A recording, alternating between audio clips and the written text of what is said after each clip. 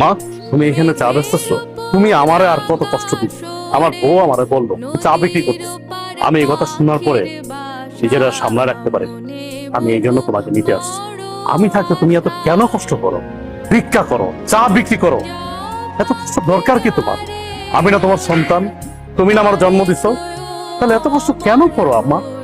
বাবারে, কিছু কিছু কষ্ট সন্তানের ভালোবাসার জন্য করতে হয়। আমি চাই নাই ভালোবাসা, আমি শুধু চাই তুমি আমার পাশে থাকবা, সবসময় আমার পাশে থাকবা। তুমি পিছিয়ে কি করছো না করছো আমি সব ভুলে গেছি। তুমি আমাকে মাফ করো। এখন তুমি আমার সাথে চলো, আমার বাসায় থাকবা, চলো। না বাবা, আমি তো তোর আগেই কইছি আমি যাব না। আমি চাই না তোর সংসার অশান্তি হোক, তোরা ভালো থাক, এইটাই আমি চাই। তুমি এটা কেমন কথা বলতেছো? আমার সংসার অশান্তি? আমি যেদিন থেকে আমার বউরে বিয়ে করছি সেদিন থেকে তো আমার জীবন অশান্তি শুরু হয়ে গেছে। তুমি আর নতুন করে কি অশান্তি শুরু করবা? অথচ দেখো, আমার বাড়িতে থাকার কথা তোমার, অথচ তুমি না থেকে আমার শ্বশুর থাকতেছে।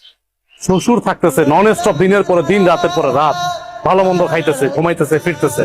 অথচ তুমি রাস্তা রাস্তা ভিক্ষা করতেছো, চা বিক্রি করতেছো। খারাপ লাগে না আমার? আমার তো খারাপ লাগে। তোমার তো ন্যূনতম কমন সেন্স টুকু আছে, অথচ আমার শ্বশুরের কোনো কমন সেন্স নেই। আমার বোর কাছে আমার শ্বশুরই সব। যাই হোক মা, আমি তোমার এত কথা বলতে পারতেছি না। এখন কোনো কথা আমি শুনবো না তোমার। তোমার এই চার ব্যবসা রাইখা এখন আমার সাথে তুমি চলো। এখন থেকে তুমি এই বাড়িতেই থাকবা। তুমি এত কিছুর পরেও সেই তোমার মাকে বাড়িতে নিয়ে এসছো, আমাকে তোয়াক্কা করে তুমি তোমার মাকে নিয়ে আসছো। তোমাকে কি তোয়াক্কা করবো? কি তোয়াক্কা করবো তোমাকে? আমি এই সংসারটা চালাই, আমি ইনকাম করি। আমি পাঁচতলায় বসে এসির বাতাস খাবো, আর আমার মা রাস্তা রাস্তা চা বিক্রি করবে, ভিক্ষা করবে, সে গাছের নিচে থাকবে। দেখো, এই সংসারটা আমার, এই সংসারটা আমি মেনটেন করি, তাই আমি যা বলবো তাই হবে। আমি তোমার মাকে নিয়ে থাকবো না এই বাড়িতে।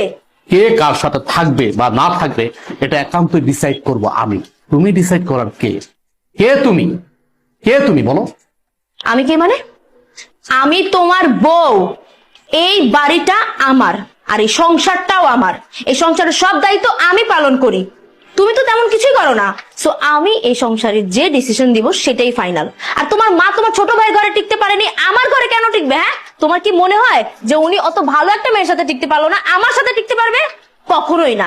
আমি তোমার মাকে নিয়ে এই এক ছাদের নিচে কোনো দিনও থাকবো না। এখনো সময় আছে, তোমার মাকে বের করো। বাহ, এই বাড়ি তোমার, তোমার কথা মতো চলবে।